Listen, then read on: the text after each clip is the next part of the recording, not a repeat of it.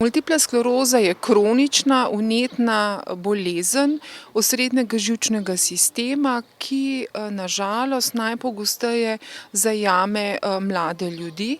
V Slovenijo sodi med dežele z visokim številom obolelih za multiplo sklerozo, kljub temu, da registra obolelih za multiplo sklerozo v naši državi še nimamo.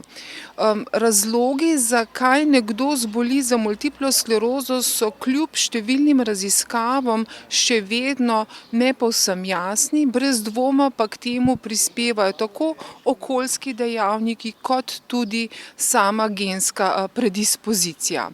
Vendar kljub temu, da govorimo, da je to kronična, neozdravljiva bolezen, pa smo v zadnjih 20 oziroma 30 letih dobili kar veliko število zdravil, ki lahko pomembno upočasnijo bolezenski proces.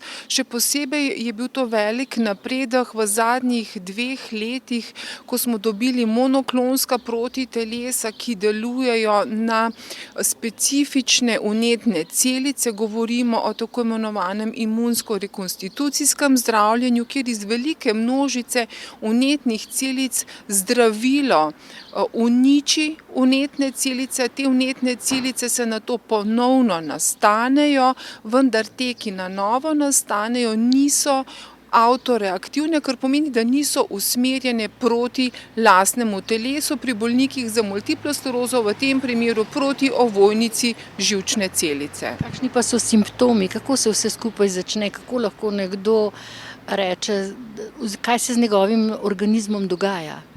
Daleč najpogostejši simptomi multiple skleroze so, recimo, da nekdo opazi, da ima bolečine za očesom, da se pojavi meglen vid, bolečina, so to simptomi vnetja vidnega živca. Potem so to različne motnje občutenja, ki se lahko začnejo v spodnjih udih, v nogah, se razširijo po telesu, pa v rokah.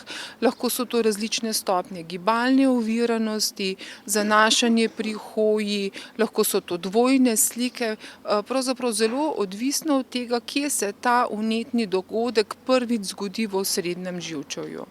Ali imajo vsi bolniki pravico do obnovitvene rehabilitacije? Gibanje in rehabilitacija je sestavni in pomemben del zdravljenja multiple skleroze. Seveda daleč najbolj pomembno je, da se odločamo o rehabilitaciji tedaj, ko je to za bolnika ključnega pomena. To pomeni, ko mu bolezen kaže neko funkcionalno oviranost.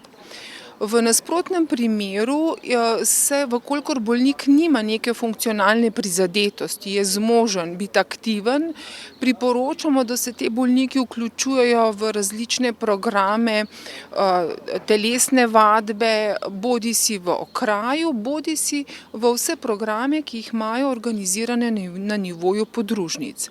Vkolikor pa mu bolezen že pokaže neko znako funkcionalne prizadetosti, pa pomembno, da takega bolnika napotimo na celostno rehabilitacijo, ki se lahko izvaja v različnih zdraviliščih ali pa na nivoju Inštituta za rehabilitacijo Republike Slovenije v Soči. Tako da vsak bolnik, ki ima določeno stopnjo funkcionalne prizadetosti, je napoten v eno od teh ustanov. Je bolezen multiple skleroze v porastu ali upada? Na žalost bolezen je v porastu, vendar to pripisujemo predvsem dobri osveščenosti ljudi in pa tudi prvič dostopnosti in pa hitri postavitvi diagnoze.